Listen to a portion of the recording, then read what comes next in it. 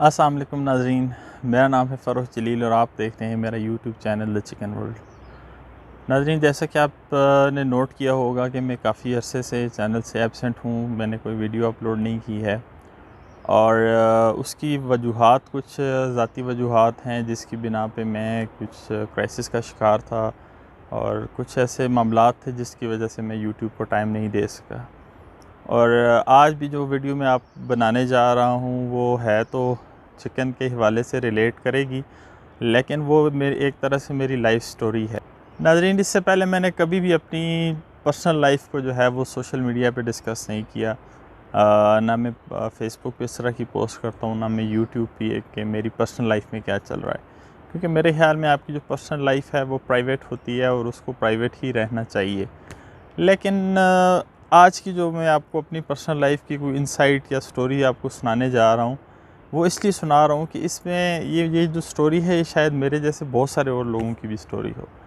तो शायद मेरे तजर्बात से, मेरे एक्सपीरियंसेस से शायद किसी को कोई फ़ायदा हो जाए, इस वजह से मैं आप लोगों के साथ अपनी आज स्टोरी शेयर करने जा रहा हूँ।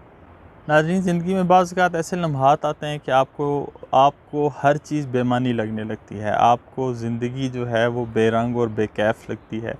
आपको लगता है कि आप एक बेमकसद ज़िंदगी गुज़ार रहे हैं। मतलब आप अपने पर्पस को भूल जाते हैं कि आपकी ज़िंदगी गुज़ारने का क्या मकसद है, आपकी मंज़िल क्या है। जब आपको मंज़िल आपकी खो जाती है और ऐसा लगता है कि जैसे आप एक जो ज़िंदगी की भाग-दौड़ है उसमें असल ज़िंदगी को कहीं पीछे ही छोड़ आए हैं। हम मुसलसल एक बेहतर मुस्तकबिल की खातर, एक अपने बच्चों के बेहतर मुस्तकबिल की खातर, एक अच्छे कल के ख्वाब को पूरा करने की खातर भाग-दौड़ कर रहे होते हैं और भागे जा रहे हैं, भागे जा रहे हैं और हमें नहीं पता कि ये एक बेहतर मुस्तकबिल आएगा भी कि नहीं आएगा। और इस जो भाग-दौड़ है उसमें हम अपनी जो मौजूदा ज़िंदगी है, जो हाल है, उसकी छोटी-छोटी खुशियों को हम मिस करने लगते हैं। और इन छोटी-छोटी खुशियों को हम जब इग्नोर करते हैं तो फिर हमारी ज़िंदगी में जो है वो परेशानियाँ, डिप्रेशन और इस तरह के इश्यूज़ जो है वो आ जाते हैं। और मैं भी कुछ आजकल इसी तरह के हालात का शिकार हूँ और ऐसा लग रहा है मुझे कि जैसे मतलब मेरी मेरी ज़िंदगी में कोई अचीवमेंट नहीं है। मैंने क्या किया है, मैंने अपनी प्रोफ़ेशनल लाइफ में कुछ अचीव नहीं किया, मैंने अपनी पर्सनल लाइफ में क्या किया। मतलब मुझे कुछ इस तरह की फ़ीलिंग्स आती हैं आजकल कि यार मैं बिल्कुल एक यूज़लेस इंसान हूँ और मेरी ज़िंदगी में कोई अचीवमेंट नहीं है। मैं मुसलसल ये सोच मुसलसल मेरा पीछा करती है कि यार आखिर मेरा जो है वो इस दुनिया में आने का मकसद क्या है? क्या यही मकसद है कि बस मैं एक 9 से 5 वाली जॉब करूँ और घर जाके जो है वो खाना खाऊँ और सो जाऊँ और डेली यही रूटीन चलती रहे आपकी ज़िंदगी में और एक दिन बस कब्र से बुलावा आ जाए? क्या यही मकसद है हमारी लाइफ़ का? खुशी क्या है? ज़िंदगी का मकसद क्या है? मुसर्रत, इन जैसे अल्फ़ाज़ जब आप सोचते हैं तो आजकल की इस भाग-दौड़ वाली लाइफ़ में आपको सब कुछ बेमानी लगने लगता है कि यार आप जो कुछ कर रहे हैं आखिर इसका फ़ायदा क्या है? कभी रुक के सोचें अगर आप भी, तो आपको लगेगा कि यार आखिर हम क्यों इतना भाग रहे हैं? किस लिए इतना भाग रहे हैं? जिस कल के पीछे हम भाग रहे हैं वो कल कभी आएगा भी कि नहीं? क्या पता हमें अपनी ज़िंदगी का कि यार कल है भी कि नहीं है? तो क्यों ना थोड़ा जो है वो रुक के सोचें कि यार हम लाइफ में क्या कर रहे हैं, हमारी अचीवमेंट क्या है, हमारा पर्पस क्या था, हमने क्या हासिल किया, क्या खोया, क्या पाया। आज तक जितनी ज़िंदगी गुजरी है, जैसे मेरी 35 साल उम्र हो चुकी है, तो मैं आज ये सोचने में मजबूर हूँ कि मैंने 35 सालों में क्या खोया, क्या पाया। मतलब क्या मेरी ज़िंदगी का यही मकसद था कि कुछ तालीम हासिल की और फिर एक जॉब 9 टू 5 वाली रूटीन और बच्चे और वो सारा कुछ? ये तो हर बंदा कर रहा है। तो आखिर आखिर कोई वो कहते हैं कि कोई हायर पर्पस होता है हर इंसान का, कोई ख़ास मकसद के लिए इंसान को पैदा किया जाता है। तो आखिर वो ख़ास मकसद क्या है? कभी रुक के सोचा है मैंने या आपने? तो जब इंसान इस तरह के डायलेमा का शिकार हो जाए कि ज़िंदगी आपको बेमकसद लगने लगे, मायूसी बढ़ जाए, हर तरफ आपको अंधेरा ही अंधेरा नज़र आए, हर चीज़ के होते हुए, हर सहूलत के होते हुए, आपकी फ़ैमिली मौजूद है, आपको अच्छी जॉब मौजूद है, सब कुछ होते हुए भी अगर आप खुश नहीं हैं, आपको जो है वो खुशी का एहसास नहीं हो रहा, तो फिर आपको रुक के सोचना चाहिए। आजकल इस सवाल का मैं जवाब जो है ना वो तलाश करने की कोशिश कर रहा हूँ कि यार आखिर ऐसा क्यों है कि हर चीज़ के होते हुए मैं क्यों इस कदर डिप्रेशन का शिकार हूँ। और बाकायदा मुझे जो है वो साइकेट्रिस्ट के पास जाना पड़ रहा है, उसके साथ सेशंस हो रहे हैं। तो आखिर जो है ना, मैंने अपने डॉक्टर के मशवरे से जो है वो ये फ़ैसला किया है कि कुछ अरसे के लिए ज़िंदगी की जो ये भाग दौड़ है इसको ब्रेक लगाई जाए, या ज़रा पास का बटन दबाया जाए, ठीक है, और रुका जाए, सोचा जाए कि यार क्यों हम भाग रहे हैं। आप यूँ समझ लें कि मैं अपनी ज़िंदगी में से कुछ माह जो है वो निकाल देना चाहता हूँ, जो सिर्फ़ मेरे लिए हों, जो मतलब जो जिसमें मैं सिर्फ़ अपने पे फ़ोकस करूँ, अपनी खुशी पे फ़ोकस करूँ, अपनी लाइफ़ पे फ़ोकस करूँ। और मैं चाहता हूँ कि मैं ज़िंदगी को जिऊँ, इस तरह जिऊँ जिस तरह मैंने हमेशा सोचा है, या जो मेरी ख्वाब हैं वो बहुत बड़े ख्वाब नहीं हैं, छोटे-छोटे ख्वाब हैं, छोटी-छोटी ख्वाहिशात हैं जो कभी पूरी नहीं हो पाईं, क्योंकि हम ज़िंदगी की भाग-दौड़ में इतना भाग रहे होते हैं कि वो छोटी-छोटी खुशियाँ जो हैं वो पीछे रह जाती हैं। तो बस मैंने अब इसलिए जो है वो एक ब्रेक लेने का सोचा है, पॉज़ की है अपनी लाइफ़ को, और नॉर्मल रूटीन से हट के मैं वो काम करने जा रहा हूँ जिसमें मुझे सबसे ज़्यादा मज़ा आए, जो मुझे सबसे ज़्यादा अच्छा लगता है, जो वो चीज़ करूँगा जिससे मेरे दिल को इत्मीनान हासिल हो, सुकून हासिल हो, और जिसको करके मुझे लगे कि हाँ यार, अब मैंने कुछ अचीव किया है। और आपको ये जानकर हैरत होगी कि वो काम कोई बहुत बड़ा जो है वो कोई साइंसी कारनामा नहीं है, या कोई बहुत काबिल फ़ख्र कारनामा भी नहीं है। वो मेरी एक छोटी सी ख्वाहिश है, और बचपन से, और मेरे चैनल के नाज़रीन अच्छी तरह जानते हैं कि मुझे शौक़ है मुर्गियाँ पालने का, और यही काम मैं करना चाहता हूँ, लेकिन as a full time job, कि मैं सिर्फ़ इसको एज़ अ चिकन जैसे फार्मिंग के तौर पे लूँ। मैंने अपनी जो है वो रेगुलर जॉब से छुट्टी ली है, जो कि आसान काम नहीं था। बीइंग अ बैंकर, आप अगर बैंकर देख रहे हैं ये वीडियोस, उनको पता है कि छुट्टी लेना इतना आसान नहीं होता। लेकिन छुट्टी लेने से भी ज़्यादा मुश्किल काम जो है वो अपनी फैमिली को ये बावर करवाना था कि आई नीड दैट ब्रेक, कि मुझे इस ब्रेक की ज़रूरत है, इसके बगैर मैं शायद पागल हो जाऊँगा। और जिस तरह मैं डिप्रेशन में जो है ना, रोज़ बरोज़ मेरा डिप्रेशन बढ़ता जा रहा था, और नींदें उड़ी हुई थी, और बड़ी बुरी हालत हुई हुई है।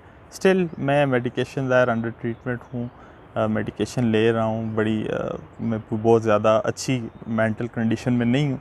लेकिन जब से मैंने ये ब्रेक ली है, तो मैं आहिस्ता-आहिस्ता जो है वो ज़िंदगी की तरफ वापस आना शुरू हुआ हूँ। आप में से बाद लोग शायद ये सोच रहे होंगे कि शायद यार ये बंदा जो है ना वो पागल है, इसका दिमाग ख़राब है, कि एक अच्छी भली जो है लाइफ, एक 6 डिजिट सैलरी, एंड गाड़ी और बच्चे और सब कुछ, और हर वो चीज़ जो एक आम आदमी जो है जिसकी ख्वाहिश करता है, उस सब के होते हुए भी कोई बंदा इतना नाखुश कैसे हो सकता है। ये है कि ये आपकी नेचर पर डिपेंड करता है। कुछ लोगों के लिए ये चीज़ें बड़ी मानी रखती हैं, कि आपके पास गाड़ी हो, आपके पास एक हाई स्टेटस जॉब हो, या आप जो भी एक आप काम कर रहे हो उसमें आपका नाम हो, और आप बड़ा प्राइड फील करते हैं। मेरे लिए ये चीज़ें कोई मानी नहीं रखती।